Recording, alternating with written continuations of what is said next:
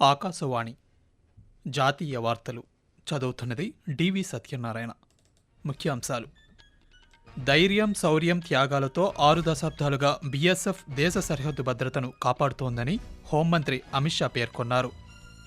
భారతదేశ ఆర్థిక వ్యూహాత్మక ప్రయోజనాలకు పశ్చిమాసియా అత్యంత కీలకమైనదని విదేశాంగ మంత్రి ఎస్ జైశంకర్ తెలిపారు. భగవద్గీత యావత్ ప్రపంచానికి మార్గదర్శకంగా నిలుస్తోందని ఉపరాష్ట్రపతి జగదీప్ ధన్కర్ పేర్కొన్నారు. ఉత్తరప్రదేశ్లోని ప్రయాగ్రాజ్లో జనవరి 13 నుండి ఫిబ్రవరి 26 వరకు జరగనున్న మహాకుంభమేళాకు కేంద్ర ప్రభుత్వం విస్తృత ఏర్పాట్లను చేస్తోంది.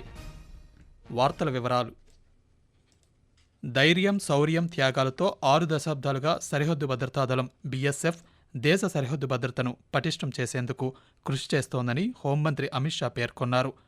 ఈరోజు జోధ్పూర్లో జరిగిన సరిహద్దు భద్రతా దళం 60వ వ్యవస్థాపక దినోత్సవ వేడుకలను ఉద్దేశించి ఆయన మాట్లాడుతూ 1965 నుంచి తూర్పు, పశ్చిమ సరిహద్దులను భద్రంగా రక్షించేందుకు బీఎస్ఎఫ్ అద్భుతంగా పనిచేస్తోందన్నారు.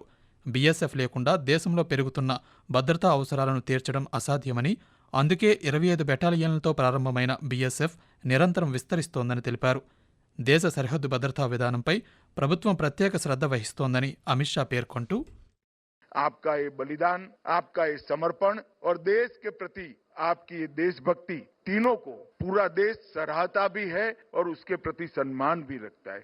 और प्राकृतिक आपदा हो या आतंकवादी के हमले हो या वामपंथी उग्रवाद, सबके खिलाफ लड़कर नागरिकों की सुरक्षा आपने की है. आपका हर कदम, हर संघर्ष, हर जीत पूरे देश को एहसास दिलाता है कि भारत अजय है, इसको कोई पराजित नहीं कर सकता. और ये भारत अजय का जो विश्वास 140 करोड़ लोगों के मन में पैदा हुआ है, उसका पूरा श्रेय सीमा पर खड़े हुए मेरे जवान को जाता है और किसी का इस पर कोई अधिकार नहीं.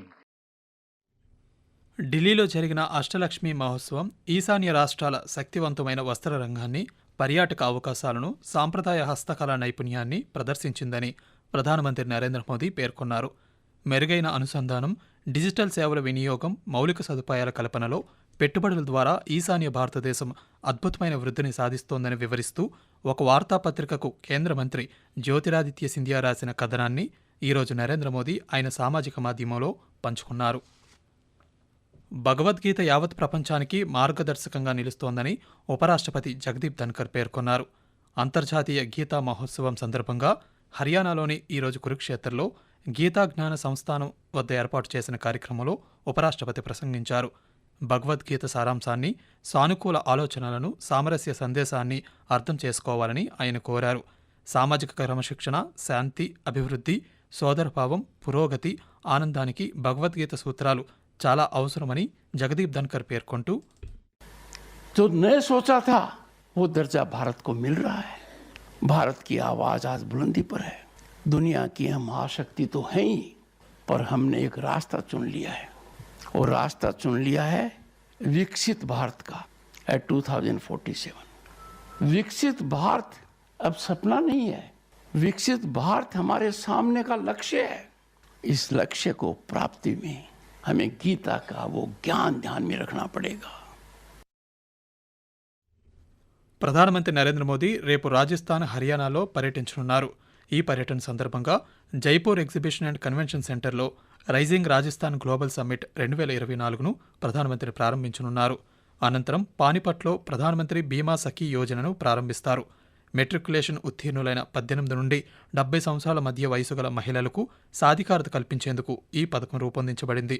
అదేవిధంగా హర్యానాలోని కర్నాల్లో మహారాణా ప్రతాప్ ఉద్యానవన విశ్వవిద్యాలయం ప్రధాన ప్రాంగణానికి కూడా నరేంద్ర మోదీ శంకుస్థాపన చేయనున్నారు. భారతదేశ ఆర్థిక వ్యూహాత్మక ప్రయోజనాలకు పశ్చిమాసియా అత్యంత కీలకమైందని భారత విదేశీ వ్యవహారాల శాఖ మంత్రి డాక్టర్ ఎస్ జైశంకర్ పేర్కొన్నారు. దోహాలో ఈరోజు జరిగిన మనామా డైలాగ్లో పశ్చిమాసియా కోసం భారతదేశ సమగ్ర వ్యూహాన్ని ఆయన నివేదించారు.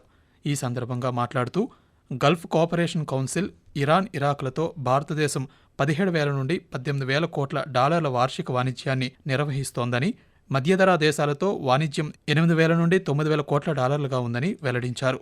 గల్ఫ్ ప్రాంతంలో 1,00,00,000 మంది భారతీయులు, మధ్యధరా దేశాల్లో 5 లక్షల మంది ప్రవాస భారతీయులతో భారతదేశం పశ్చిమాసియా మధ్య ఒక ముఖ్యమైన వారధి ఏర్పడిందని జైశంకర్ పేర్కొంటూ We have supported, India has supported the expansion of the BRICS. Some countries, in fact many countries from this region have joined the BRICS. At the last meeting there was a further discussion, less on the membership category, more on the partnership category. And I think there was an inclination to look at that positively as well. I do want to say that India has a very positive approach towards engaging Turkey in multiple formats. Akashvani జాతీయ వార్తలు వింటున్నారు. రక్షణ మంత్రి రాజ్నాథ్ సింగ్ ఈ రోజు నుంచి 3 రోజుల పాటు రష్యాలో పర్యటిస్తున్నారు. రేపు ఆయన భారత నౌకాదళంలోకి ఐఎన్ఎస్ తుషీల్ అనే స్టెల్త్ యుద్ధ నౌకను ప్రవేశపెట్టే కార్యక్రమాన్ని వీక్షించనున్నారు. రష్యాలోని కల్నిన్గ్రాడ్ నగరంలో ఈ కార్యక్రమం జరుగుతుంది. ప్రపంచంలోని అత్యంత ఆధునిక ఫ్రిగేట్ తరగతి యుద్ధ నౌకల్లో ఇదొకటి. హిందూ మహాసముద్ర ప్రాంతంలో భారత నౌకాదళ పోరాట సామర్థ్యాన్ని ఇది మరింత మెరుగుపరుస్తుందన్నారు. ఈ పర్యటనలో రక్షణ మంత్రి ఆండ్రో బెలోసోవ్తో రాజ్నాథ్ సింగ్ చర్చలు జరపనున్నారు. ఉత్తరప్రదేశ్లోని ప్రయాగ్రాజ్లో జనవరి 13 నుండి ఫిబ్రవరి 26 వరకు జరగనున్న మహాకుంభమేళాకు సంబంధించి కేంద్ర ప్రభుత్వం విస్తృత ఏర్పాట్లను చేస్తోంది.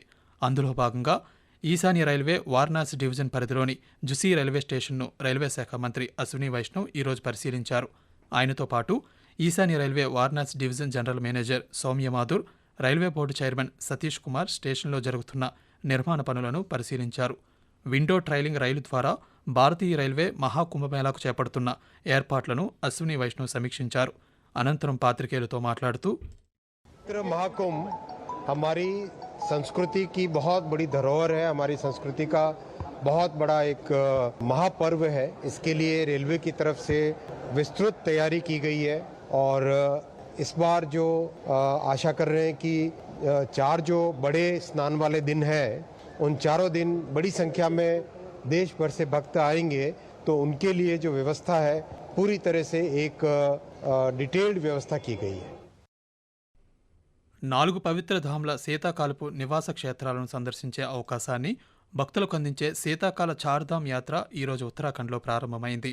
శీతాకాలంలో కేదార్నాథ్ విగ్రహం ఉండే ఓంకారేశ్వర్ ఆలయంలో ముఖ్యమంత్రి పుష్కర్ సింగ్ ధామి ఈ యాత్రను అధికారికంగా ప్రారంభించారు. ఈ సందర్భంగా ముఖ్యమంత్రి మాట్లాడుతూ శీతాకాల చార్ధామ్ యాత్ర చేపట్టే యాత్రికులకు సౌకర్యాలు పెంచేందుకు ప్రభుత్వం కట్టుబడి ఉందని ఉద్ఘాటించారు. భక్తులకు సుసంపన్నమైన అనుభూతిని అందించడానికి ప్రభుత్వం అవసరమైన ప్రతి ప్రయత్నం చేస్తుందన్నారు. యాత్రికుల కోసం సమగ్ర ఏర్పాట్లు చేస్తున్నామని, ప్రణాళికలు మరింత సమర్థవంతంగా అమలు చేసేందుకు రాబోయే రోజుల్లో ఉన్నత స్థాయి సమావేశం నిర్వహించనున్నామని ఆయన తెలియజేశారు. శబరిమల అయ్యప్ప స్వామి దర్శనానికి వెళ్లే భక్తుల రద్దీ దృష్ట్యా దక్షిణ మధ్య రైల్వే 34 ప్రత్యేక రైళ్లు నడుపుతోంది. హైదరాబాద్ కొట్టాయం, కొట్టాయం సికింద్రాబాద్, మౌలాలి కొట్టాయం, కాచిగూడ కొట్టాయం, మౌలాలి కొల్లాం మధ్య జనవరి 3 నుంచి ఫిబ్రవరి 1వ తేదీ వరకు ఈ ప్రత్యేక రైలు నడవనున్నాయని రైల్వే శాఖ వెల్లడించింది. బోర్డర్ గవాస్కర్ ట్రోఫీలో భాగంగా ఆడిలేడ్ టెస్టులో ఆతిథ్య జట్టు ఆస్ట్రేలియా 10 వికెట్ల తేడాతో భారత్పై విజయం సాధించింది. దీంతో 5 మ్యాచ్ల టెస్ట్ సిరీస్ 1-1తో సమానమైంది. ఇక 3వ టెస్టు డిసెంబర్ 14 నుంచి బ్రిస్బేన్ వేదికగా జరగనుంది. మరోవైపు దుబాయ్ వేదికగా జరిగిన అండర్-19 ఆసియా కప్ ఫైనల్ మ్యాచ్లో భారత్పై బంగ్లాదేశ్ జట్టు విజయం సాధించి మరోసారి టైటిల్ విజేతగా నిలిచింది. అస్సాం, మేఘాలయ, నాగాలాండ్, మణిపూర్, మిజోరాం, త్రిపురలలో ఈరోజు అర్ధరాత్రి, రేపు తెల్లవారుజామున దట్టమైన పొగమంచు కురిసే అవకాశం ఉందని భారత వాతావరణ శాఖ వెల్లడించింది. జాతీయ వార్తలు ముగించే ముందు ముఖ్యాంశాలు మరోసారి. ధైర్యం, శౌర్యం, త్యాగాలతో 6 దశాబ్దాలుగా బీఎస్ఎఫ్ దేశ సరిహద్దు భద్రతను కాపాడుతోందని హోంమంత్రి అమిత్ షా పేర్కొన్నారు. భారతదేశ ఆర్థిక వ్యూహాత్మక ప్రయోజనాలకు పశ్చిమాసియా అత్యంత కీలకమైందని విదేశాంగ మంత్రి ఎస్ జైశంకర్ తెలిపారు. భగవద్గీత యావత్ ప్రపంచానికి మార్గదర్శకంగా నిలుస్తోందని ఉపరాష్ట్రపతి జగదీప్ ధన్కర్ పేర్కొన్నారు. ఉత్తరప్రదేశ్లోని ప్రయాగ్రాజ్లో జనవరి 13 నుండి ఫిబ్రవరి 26 వరకు జరగనున్న మహాకుంభమేళాకు కేంద్ర ప్రభుత్వం విస్తృత ఏర్పాట్లను చేస్తోంది. ఆకాశవాణి జాతీయ వార్తలు ఇంతటితో సమాప్తం.